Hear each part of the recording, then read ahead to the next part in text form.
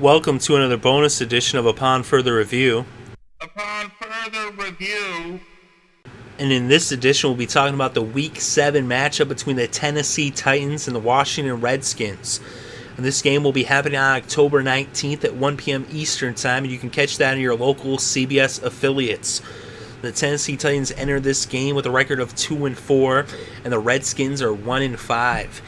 And the Titans started off the season with an impressive win in Kansas City, but then they lost their next 4 straight as they lost at home to Dallas, then they went on the road and they lost to Cincinnati, then they lost in Indianapolis, then they came home to lose to Cleveland, and then last week in Week 6 they picked up their second victory of the year as they beat the Jacksonville Jaguars in Tennessee by 2 points.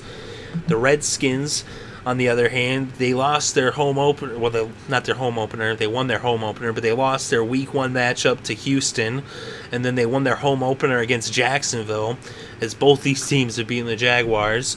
And then they lost the next 4 straight after being 1-1. They lost in Philadelphia to the Eagles, then they lost at home to both the Giants and the Seahawks, and then they went on the road and they lost to Arizona.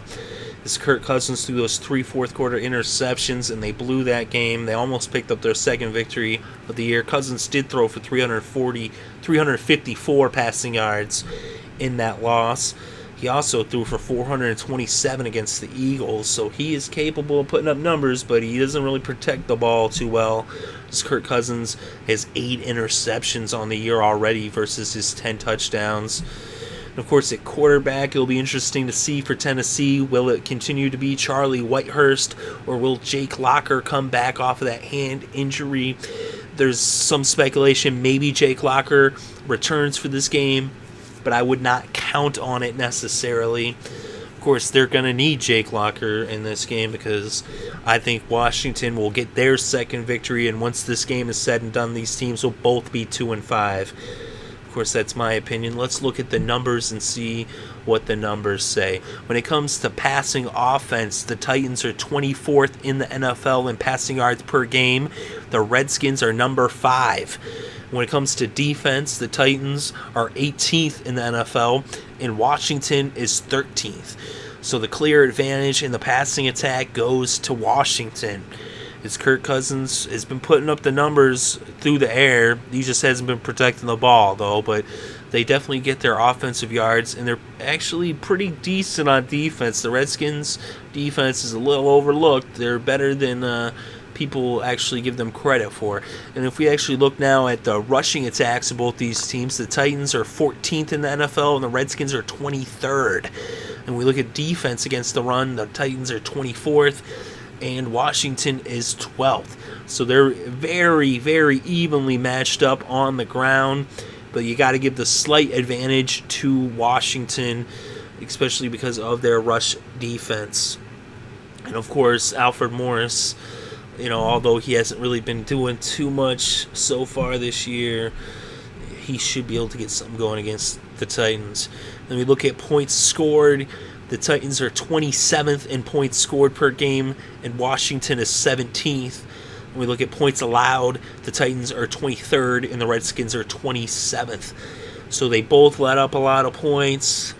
They don't really score too much, but the Redskins score a little bit more, and I'll give the advantage to the Redskins on that. So on paper, the Redskins have the clear advantage all around over the Titans. Of course, the Titans are a little better when it comes to their running attack, but the Redskins defense has the clear advantage overall for sure, even though they do allow a little bit more points than the Titans. They score plenty more than the Titans do. So this game could be sloppy, and this game should see a lot of passing yards and a lot of scoring as well. I expect them to put the numbers up, but I expected that to happen last week with the Titans and Jaguars. And yes, Blake Bortles put up some numbers. He threw for over 300 yards. I think it was 327, but the scoreboard didn't indicate it, as it was only 16-14. So are we going to see another repeat of that? Maybe on the end of the Titans, maybe they score 16, but I think the Redskins should put up anywhere from 20 to 30 points in this game. I think they actually should have a huge game. I think Deshaun Jackson should score a couple of times. It should really have a big day against the Titans secondary. I think Alfred Morris should also have a big game as well. I think the Redskins defense should be, sacking whoever is behind center. I actually would not play Jake Locker if I was Tennessee, just because you don't want him to get injured again. And the Redskins, when they go against a team that doesn't have too good of a pass blocking, then they are sure prone to get some sacks. They had 10 sacks in one game earlier in the year. I think that was, I'm not sure if that was against Philly, or I have to look at which game that was, but they sure can put up some numbers on defense.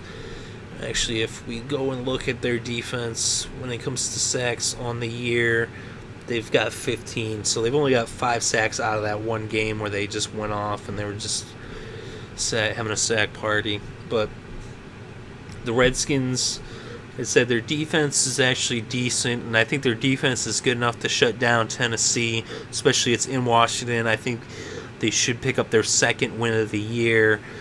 And the Titans, they're really the only chance they have in this game is they got to just pound the ball. They got to hope that Bishop Sankey can have a big game. Just keep giving him the rock. He's looking pretty good. He hasn't gotten a lot of touches, but he's got 211 yards off of 50 touches for an average of 4.2, and he does have a touchdown. So he does show some promise there.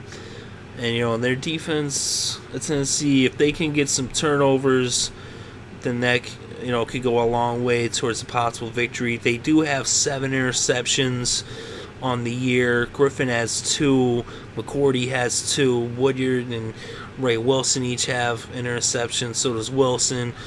Cousins, he do those 3 picks in the fourth quarter against Arizona, and he has thrown 8 interceptions on the year. So that's the possibility where the Titans make it interesting is with their turnovers, and if they can get a pick 6, then maybe they can actually win this game.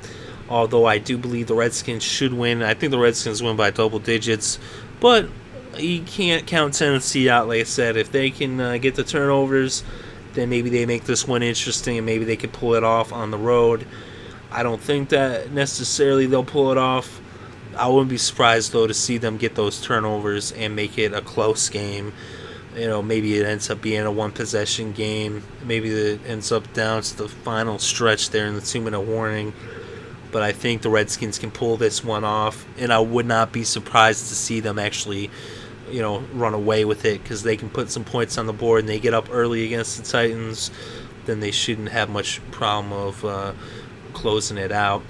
So I think the Redskins win this game. Let me know what you think in the comments below. Interested to hear your thoughts and opinions. And if you enjoyed the show, make sure to hit the like button to let us know that you enjoy the show, or how else would we know? And if you want more of this content, make sure to hit the subscribe button as we bring you upon further reviews and recaps of each and every single game throughout the whole entire season and the playoffs all the way through the Super Bowl. We're also covering the MLB playoffs, as we covered already the wild card, the division series, and the champion series from both leagues. And now it's down to 2 teams, the World Series between the San Francisco Giants and the Kansas City Royals. Very excited for that, and we will be covering it, so keep an eye out for that. We're also covering some college football as well, and we do our weekly show, The Wedge, where we do quick picks, fantasy fortune, fantasy football picks, the weekly rewind of the week that was, and we also do our Thursday night upon further review on The Wedge as well. So keep an eye out for that.